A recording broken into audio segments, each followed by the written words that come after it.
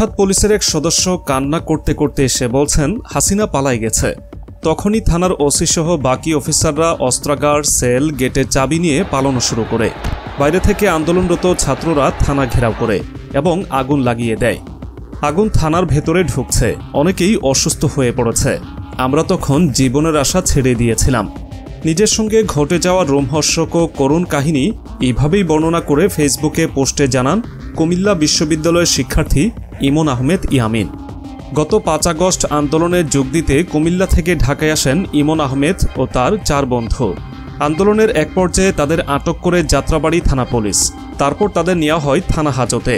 এমন লেখেন, যাত্রাবাড়ি এলাকায় পৌঁছালে আমাদের গ্রেফতার করে যাত্রাবাড়ি থানা পুলিশ।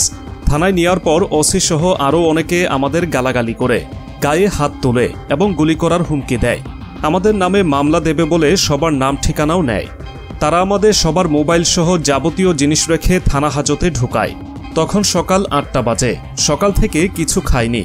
সকাল গড়িয়ে দুপুর হয়, তখনও কোনো খাবার দেওয়া হয়নি আমাদের। তবে ভয় আর আতঙ্কে ছিলাম আমরা। বিকাল ৩টার সময় হঠাৎ পুলিশের এক কনস্টেবলের কথা শুনে আমরা হতভম্ব।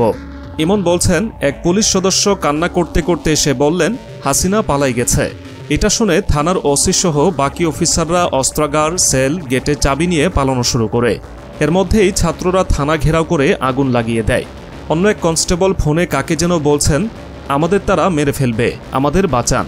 আরেক সদস্য ফোনে কাঁদছেন আর বলছেন, স্যার আমাদের বাঁচাবেন না, ছাত্ররা আমাদের মেরে ফেলবে, একটা হেলিকপ্টার পাঠান স্যার, আমাদের বাঁচান স্যার, আমাদের বাঁচান। ততক্ষণে পুরো থানায় আগুন দাউ দাউ করে জ্বলছে।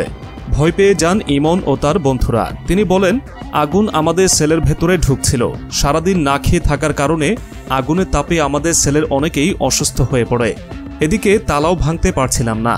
আমাদের কান্নাকাটি দেখে এক পুলিশ সদস্য এসে 2টি গুলি করেন তালার মধ্যে, তাতেও ভাঙেনি। আগুনও ভেতরে ঢুকছে। আমরা তখন জীবনের আশা ছেড়ে দিয়েছিলাম। অন্য এক পুলিশ সদস্য এসে বললেন, আপনাদের তালা আমি ভেঙে দেব, তবে আমাদের বাঁচাতে হবে। আমরা রাজি হলাম। অনেক চেষ্টার পর তালা ভাঙতে সক্ষম হন। বেরিয়ে এসে দেখি চারদিকে আগুন, বাইরে ধোঁয়া আর ধোঁয়া। পরে আমাদের পোশাকগুলো খুলে পুলিশকে দেই। তারা তাদের ইউনিফর্ম খুলে আমাদের পোশাক পরে বের হওয়ার চেষ্টা করে, কিন্তু ছাত্র জনতা তাদের চিনে ফেলে। পরে কয়েকজনকে পিটিয়ে মেরে ফেলে।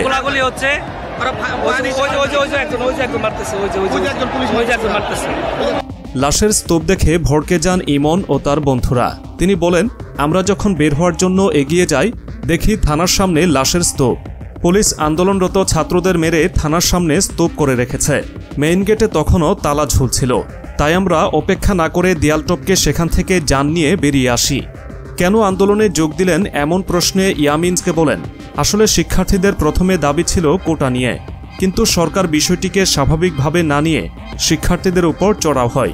তখন আন্দোলন অন্যদিকে মোড় নেয়। যত দিন যাচ্ছে শিক্ষার্থীদের গুলি করে মারা হচ্ছে। এরপর আমরা সিদ্ধান্ত নেই যে আর ঘরে বসে থাকা যায় না, এজন্য আন্দোলনে যোগ দেই। সরকারের পতন চাননি জানিয়ে ইমন বলেন, শুরুতে তো আমরা তা চাইনি, কিন্তু যখন কারো দাবি না মেনে তাদের গুলি করে মারা হয়, তখন আর শেখ হাসিনার ক্ষমতায় থাকার কোনো অধিকার নেই। তাই শুরুতে তার পতন না চাইলেও পরে আর উপায় ছিল না। শেষ পর্যন্ত আমাদের বিজয় হয়েছে। ভবিষ্যতে একটি উন্নত বাংলাদেশ দেখতে চান বিশ্ববিদ্যালয় শিক্ষার্থী ইমন। দেশে থাকবে না কোনো নোংরা রাজনীতি, হানাহানি। নিশ্চিত হবে সুশাসন ও বিচার। সবাই দেশকে ভালোবাসবে, সবাই মিলে দেশটাকে গড়ে তুলবে, এমন পরিবর্তনের স্বপ্ন দেখেন তারা। ইমন বলেন, বৈষম্য বিরোধী আন্দোলন নিয়ে নতুন বাংলাদেশে সৃষ্টি হয়েছে। আমরা চাই এদেশে আর কোনো ধরনের বৈষম্য থাকবে না। প্রত্যেক নাগরিক তার মনের কথা বলবে, তার অধিকার ফিরে পাবে, সুন্দর একটি দেশে বসবাস করবে। আগেও উন্নয়ন হয়েছে, তবে পাশাপাশি অনেক লুটপাট, দুর্নীতি হয়েছে। আমরা এখন দেশের সংস্কার চাই।